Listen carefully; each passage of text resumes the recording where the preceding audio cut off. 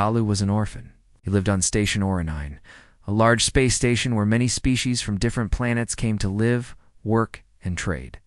The station was always busy. Ships came and went, lights blinked, machines hummed. Days were quiet and lonely. Talu was not like the others.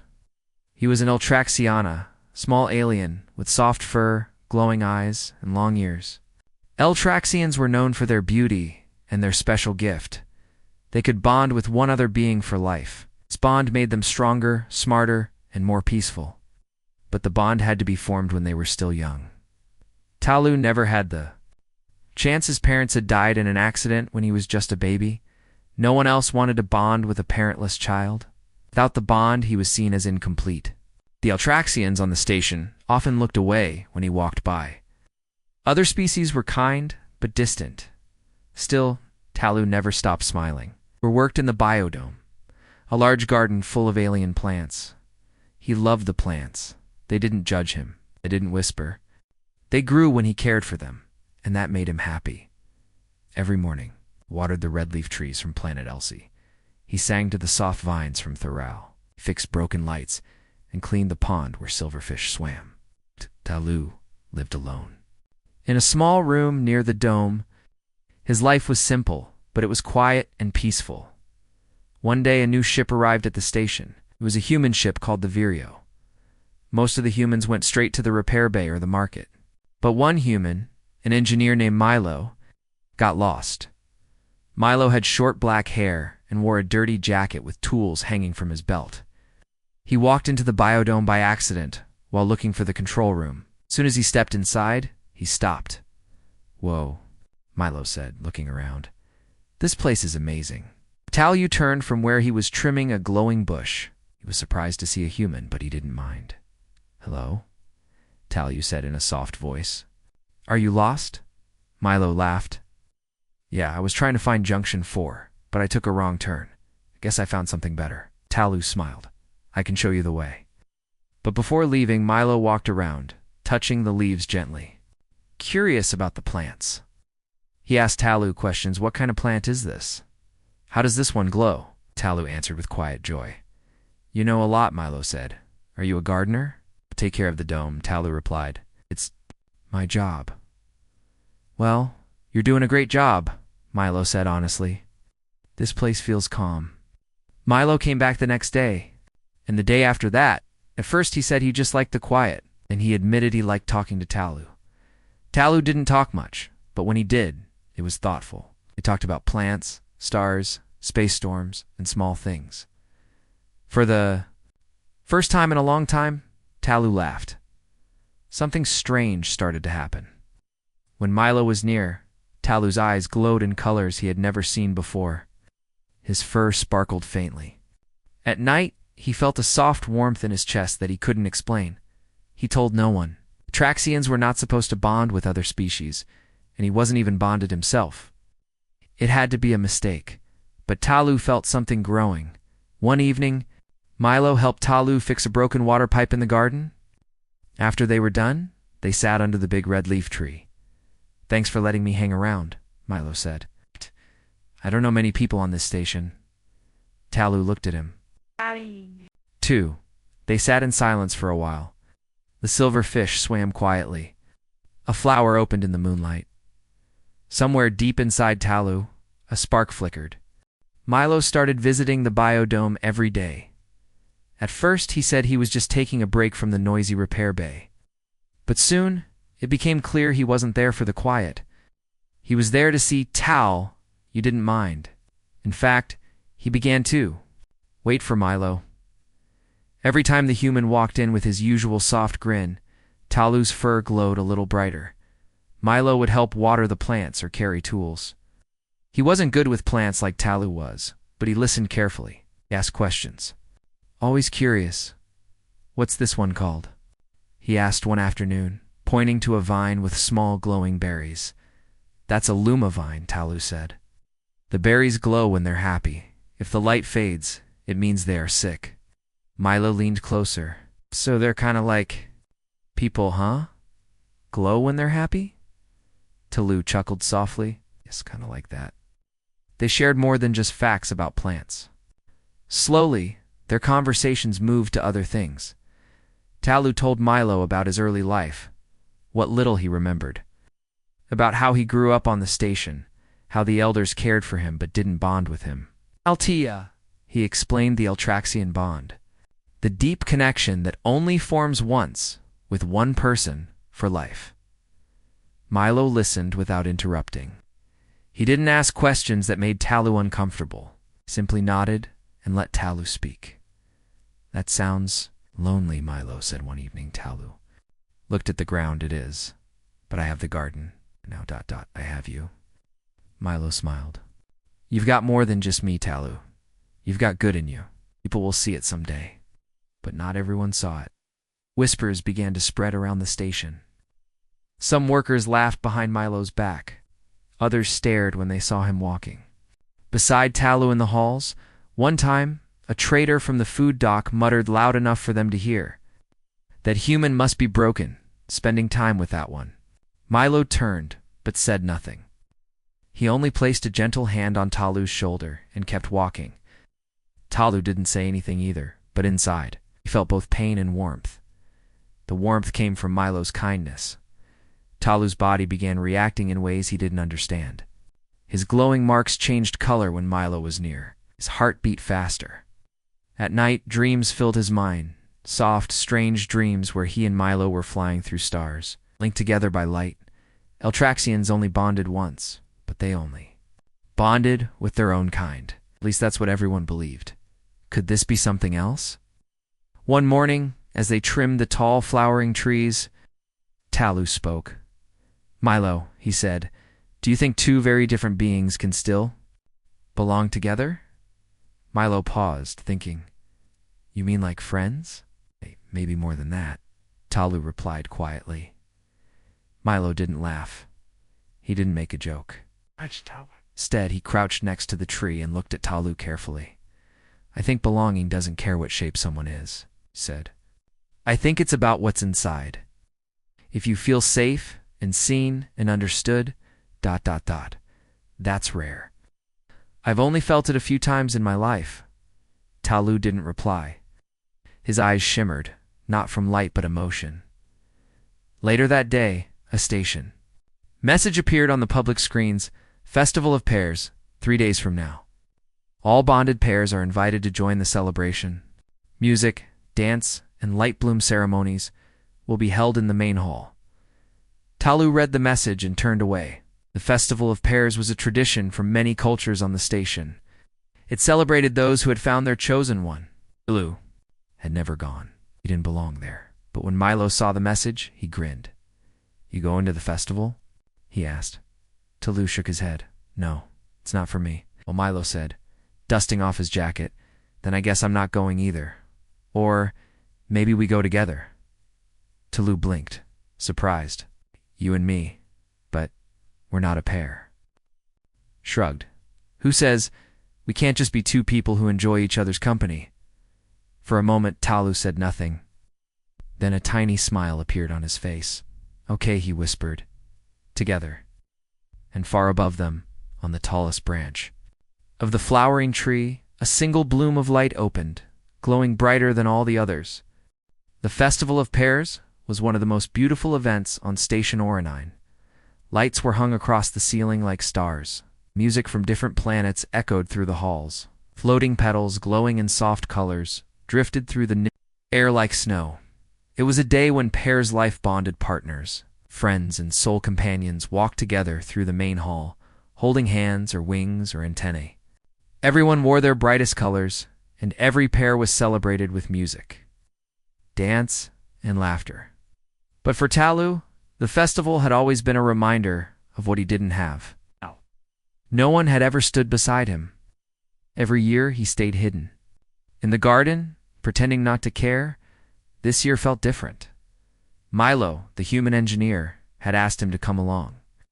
Not because they were bonded or even part of the tradition, it's just because they enjoyed being together. That thought stayed with Talu the whole week. On the day of the festival, Milo showed up at the biodome wearing his cleanest uniform. Well, it was still a bit stained from oil, but he had tried. It even found a small blue flower from Talu's garden and tucked it behind his ear. "You ready?" he asked, smiling nervously. Talu hesitated. His fur had been brushed, and he wore a soft robe made from mooncloth, something he had kept from his childhood but never worn before. "I don't." "No," Talu said quietly. "What if people laugh?" Milo gave a warm smile. "So let them laugh. We'll still enjoy it." With that, they stepped into the main hall. The room was full of color, sound, and movement. Species from every corner of the galaxy walked past. Tentacles, feathers, tails, scales, all wrapped in celebration. Pairs spun in slow dances. Lights above responded with soft pulses to each couple's energy. Talu and Milo stood out not because they were different, but because they were unexpected. Some people stared, others whispered. A few smiled kindly, and one older Eltraxian elder raised his brow in shock. But Milo didn't notice, or maybe he didn't care. He offered his arm to Talu. "Want to dance?" he asked. "I don't know how," Talu replied, eyes wide. "I don't either," Milo said with a laugh. "But we can try." So they did. It wasn't a perfect dance. Milo stepped on Talu's toes once, and Talu nearly tripped over his robe. But they laughed, and something in the air around them shimmered. Talu didn't notice at first. But his markings, the glowing lines across his fur, began to shine brighter. Not just glowing, but shifting in color. Soft blues, warm pinks, golden waves. It was rare for an Eltraxian to show such color in public. It only happened when they were near a bondmate. The change caught attention. 3 Eltraxian elders stepped forward from the crowd, their expressions serious. One of them, named Narelle, spoke softly but firmly. "Talu," she said, "may we speak with you in private?" Milo stepped forward, concerned. "What's going on?" Talu looked confused. "I don't know. This has never happened." Elders led them to a small room near the hall. It was quiet, with only the soft hum of the station in the background. Narelle looked closely at Talu, then at Milo. "Your markings," she said. "They changed color when you were near the human." Talu nodded slowly. "Yes, they've done that before. I thought it was a mistake." Another elder, a male named Sarin, narrowed his eyes. "Talu, this is no small matter. You show signs of a bond. But you are bonding with a human. That has not happened in centuries." Milo looked between them. "Is that bad?" "Is not bad," Narelle said, choosing her words carefully. "But it is unusual. The bond is sacred. It is part of our biology and spirit. It is not meant to form outside our kind. Or so we believed." Talu's heart pounded. "I didn't try to make it happen. It just happened." The third elder, Aura, spoke for the first time. "Perhaps your blood remembers more than our rules. There were old stories long ago about shared bonds between Eltraxians and early humans. They were called starlinks. But those stories were buried after the Great Silence." "The Great Silence?" Milo asked. "A war," Narelle explained. "Long ago, when many truths were lost." The room fell silent. Then Seren spoke again. "Talu, we must examine you and the human. If this bond is true, it could change how we understand both our people." Talu looked frightened. "Will you separate us?" "No," Narelle said gently. "But we must be careful. Many will not accept this easily." Milo looked at Talu. "It's your choice," he said. "If you don't want them to test you, I'll walk away with you right now." Talu looked at him with wide eyes. "You would, of course," Milo replied. "I didn't come here to cause trouble. I came because you matter to me." Talu felt something inside him shift like a quiet note being played for the first time. It was warm, steady, and real. He turned to the elders. "I will agree to the tests, but only if Milo stays with me." The elders nodded. "Very well." They left the room. Milo and Talu walked side by side again. The music had changed to something softer. The lights above them pulsed gently. People were still staring. But now, some of the whispers were full of wonder, not judgment. As they reached the edge of the hall, Milo whispered, "You okay?" Talu nodded. "Yes, I think something is beginning." They stood under a tall crystal tree, where others had tied ribbons as symbols of unity. Without speaking, Talu took a small ribbon and gently tied it to a low branch. It shimmered. One color for each of them, blue for the Altraxian, gold for the human. The tree accepted it. In the silence, their bond deepened not through words or tradition, but through quiet understanding, and far above. After the Festival of Pears, everything changed for Talu and Milo. The next morning, 2 quiet officers from the Altraxian Council came to the biodome. They gave Talu a gentle request. He was not under arrest, but he was to come to the biolab. Chambers for a full scan. The bond signs he had shown in the festival were not normal. They wanted to know more. Talu was nervous. He had never left the biodome area in years. He had never even seen the inside of the biolabs. Milo offered to come with him. At first, the officers refused, but after Talu insisted, they allowed it. The lab was cold and silver, filled with quiet machines that hummed and blinked.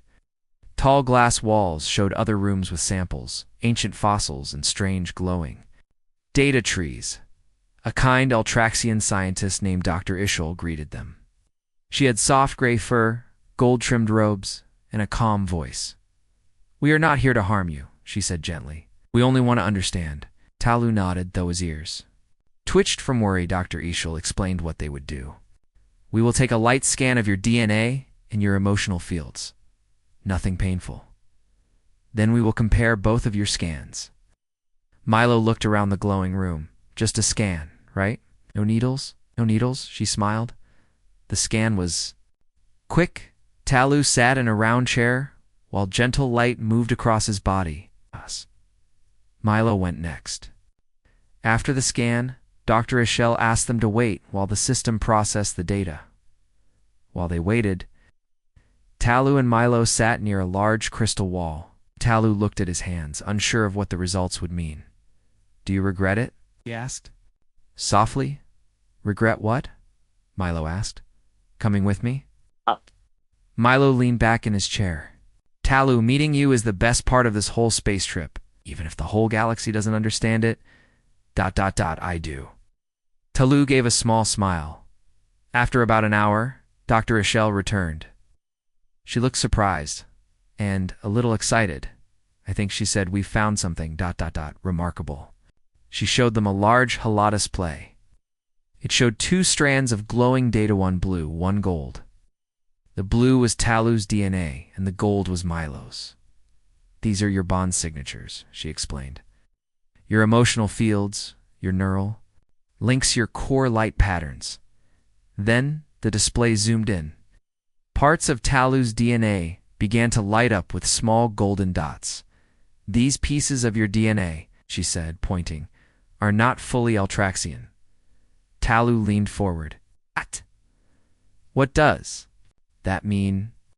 "It means," Dr. Ishel said slowly, "that somewhere in your family history, possibly hundreds of years ago, one of your ancestors was not Altraxian. They were human." Milo blinked. "Wait, what? Is that even possible?" "Yes, Doctor," Ishal said.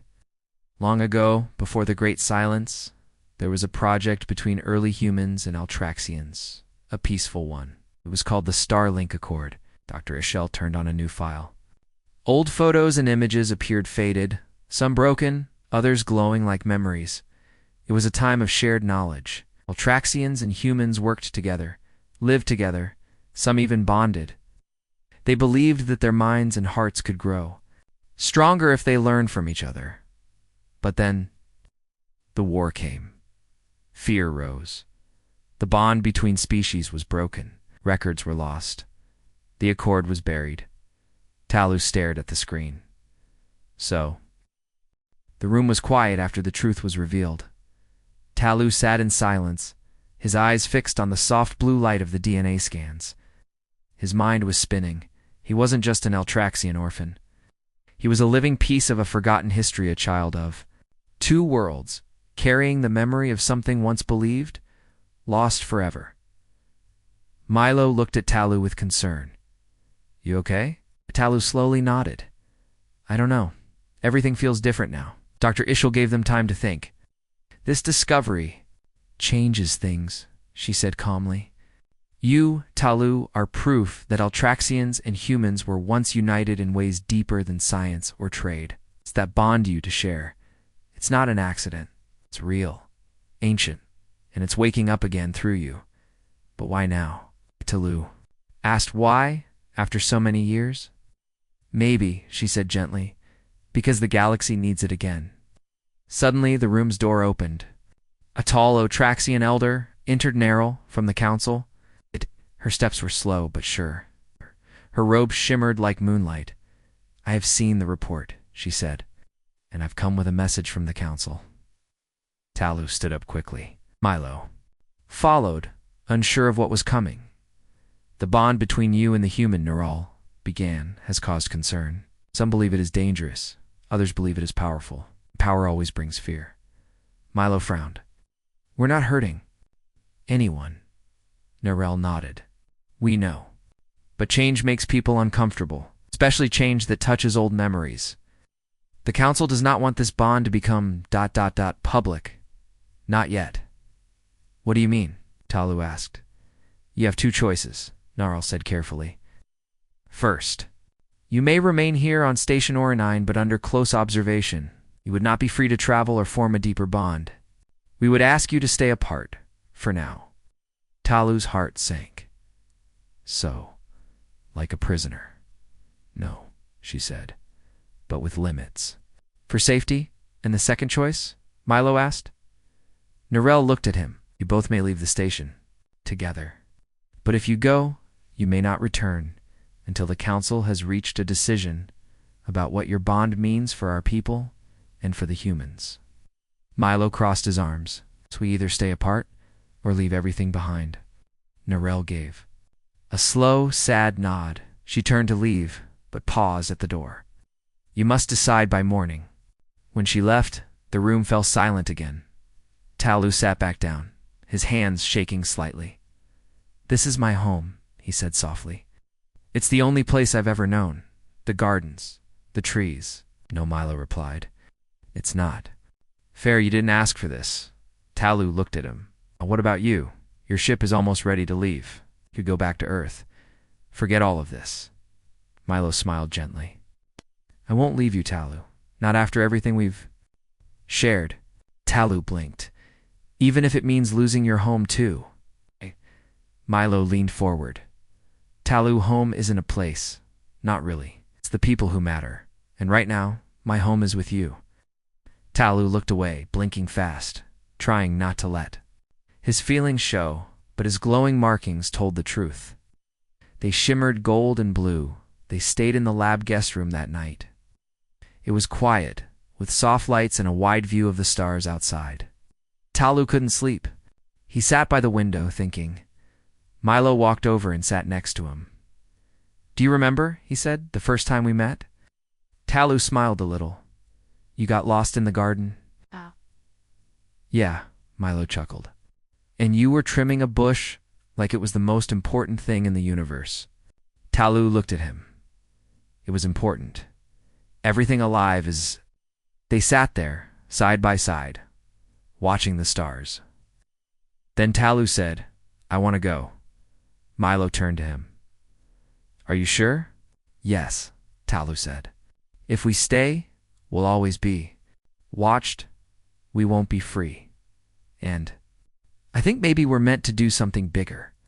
Maybe there are others like me out there. Other stories waiting to be found. Milo smiled. And let's find them. The next morning, they gave their answer to the council. Neril said nothing at first. Then she nodded. Very well. You may leave tonight. We will not stop you. But be careful. Not everyone in the galaxy will understand. And some may fear what you represent. We understand, Talu said, but we will not hide. Neril gave him a long look. You have courage, Talu. May your journey be safe. Later, V. Milo packed his things from the repair bay, and Talu said a quiet goodbye to the biodome. He walked through each path, touching the plants, whispering thanks. When he reached the pond, the silverfish swam in a perfect circle, as if saying farewell. That evening, as the stars brightened and the station lights dimmed, Talu and Milo boarded a small shuttle attached to Milo's ship. The the engines hummed gently. The ship lifted slowly from the dock, passing through the energy shields into open space. Talu stood at the window, watching Station Orphan shrink in the distance.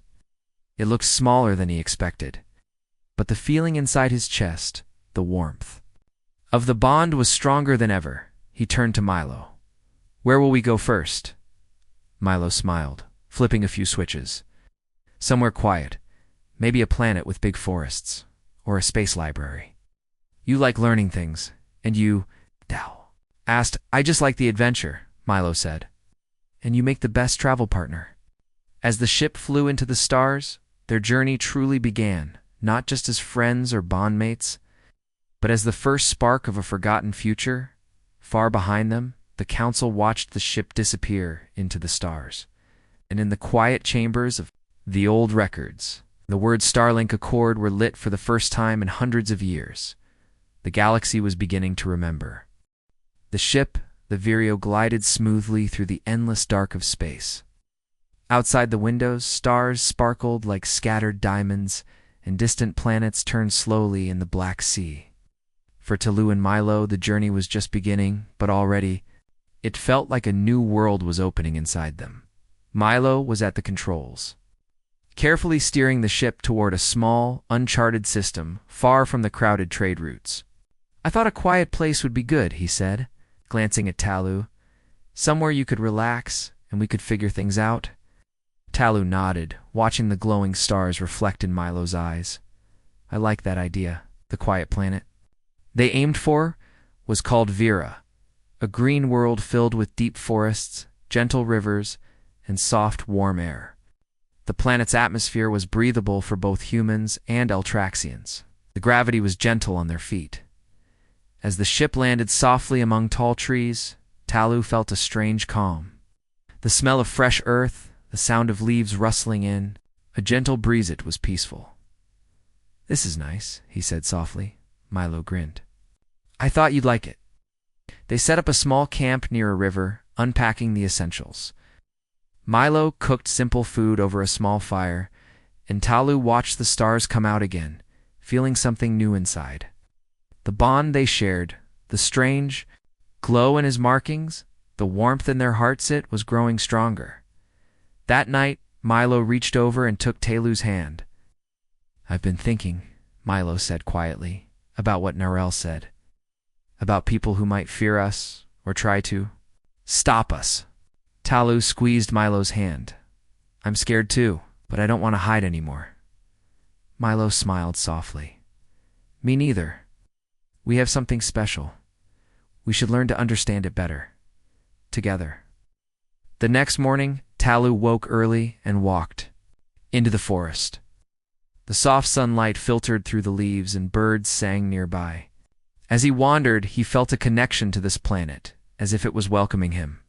Suddenly, he noticed tiny lights flickering between the trees, small creatures with glowing wings, like fireflies but brighter.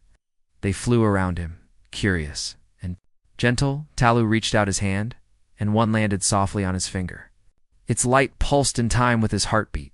He realized the bond he shared with Milo was not just between two beings, but also connected to the life around them. Back at camp, Milo watched Talu return with a smile. "What did you find?" "Do." "Friends," Talu said, holding out his hand to show the glowing insect. Milo laughed. "Looks like the planet likes you." Over the next days, they explored Vera, learning from its quiet beauty. They talked late into the night about the past, the future, the mysteries inside their bond. One evening, Milo pulled out an old device, a small data crystal filled with star maps and stories of ancient explorers. "Look," he said, showing Talu a flickering hologram of a star system. This was one of the routes used by the early Starlink explorers. Talu's eyes lit up. "Do you think there are others like me? Others with mixed bonds?" "I believe so," Milo said. "And maybe if we find them, we can help them understand." Who they are? Talu nodded slowly. That would be good. As the days passed, Talu's glowing markings changed again. They brightened with every shared smile, every moment of trust between him and Milo. The bond was teaching them how to listen without words, to feel without fear. One night, under the wide stars, Talu spoke softly. Milo, I feel like I am growing. Not just because of you, but because of this bond. It's like a light inside me that I never knew was there. Milo smiled and reached for Talu's hand. That's what love does. It helps us become more. Suddenly, the ship's communication panel beeped softly. Milo checked it and frowned. It's a message, he said. From the council, Talu's heart skipped. Are they angry? Milo pressed a button, and a hologram of Narelle appeared. Talu Milo. Narelle's voice was calm but serious. We have received reports of unusual energy signals near your location. You must be careful. Not all who hear of your bond will welcome it. Talu looked at Milo. What do we do? Keep going, Milo said firmly. We will face whatever comes. Together, Narelle's image nodded. Remember, your bond is a bridge between worlds. Oh, use it wisely. The message ended, leaving the camp silent. Talu and Milo sat close together, knowing their journey was far from over. But with each other and the stars above, they felt ready for what the future held. The forest on Vera was alive with quiet sounds as dawn stretched its soft light across the sky. Talu and Milo sat by the river, watching the water flow gently between the stones. It was peaceful, but both knew their journey was far from over. Since receiving Narelle's warning, they stayed alert. The council's caution was a reminder that not everyone would accept their bond or the hope it carried. Yet Talu felt a new strength inside him, something deeper than before. Do you think they will come? Talu asked, his voice soft. Maybe, Milo said. But if they do, we won't run. We'll show them what we truly are. Talu looked at his glowing markings. They pulsed with gold and blue, bright and steady like a heartbeat. I don't want to hide anymore. Milo smiled. Neither do I. Their bond was no longer just a secret or a mystery. It was a light that could guide others. And they had a mission. To find others like Talu, others who carried the hidden legacy of the Starlink Accord. That day, Milo prepared the ship for travel, while Talu gathered some supplies. Before leaving the forest, Talu paused by an ancient tree, its bark thick and twisted with age. He placed his hand on the rough surface, feeling the life within. Thank you, he whispered, for the peace, for the light. Milo joined him. Ready? Talu nodded. Let's find the stars. The journey ahead took them beyond Vera, through quiet systems and forgotten planets. Each stop brought new discoveries, strange ruins, old messages in broken languages, clues that told of humans and Ultraxians, once walking side by side. One evening, resting on a small moon bathed in silver light, the ship's sensors picked up a signal faint, but unmistakable. It was similar to the energy they had sensed on Vera, but stronger. This might be it, Milo said, eyes wide. Talu felt his heart quicken. Others like me. The signal led them to a hidden space station, orbiting a dying star. It was old, covered in dust, and forgotten by most of the galaxy. But inside, they found life. A group of beings waited for them, some human, some Ultraxian, others a mix. Their eyes held hope and curiosity. We heard the signal, a woman said, stepping forward. Her fur was light gray, her eyes bright. We have been waiting for someone like you. Talu felt the bond in the Ruma shared connection, a spark. Of the ancient accord awakening again, Milo smiled. We're here. The meeting was the beginning of something new, a gathering of those who carried the legacy. Those who believed in unity and strength through difference. Talu shared his story. So did the others. Each bond was unique, but all shared the same light. As they talked, a plan grew. Together they would carry the message of hope and peace across the galaxy. They would face fear and suspicion, but with courage. One night, Talu stood on the station's observation deck, looking out at the stars. Milo joined him. Do you remember, Milo asked, when we first met? Talu smiled. I was just a lonely orphan, afraid to believe in anything. Now, look at you, Milo said. A leader, a light. Talu shook his head. I'm just a part of something bigger. Milo put an arm around him, and that's what makes you special. Together they watched as the stars stretched into endless paths, knowing that their journey of love, discovery, and hope was only just beginning.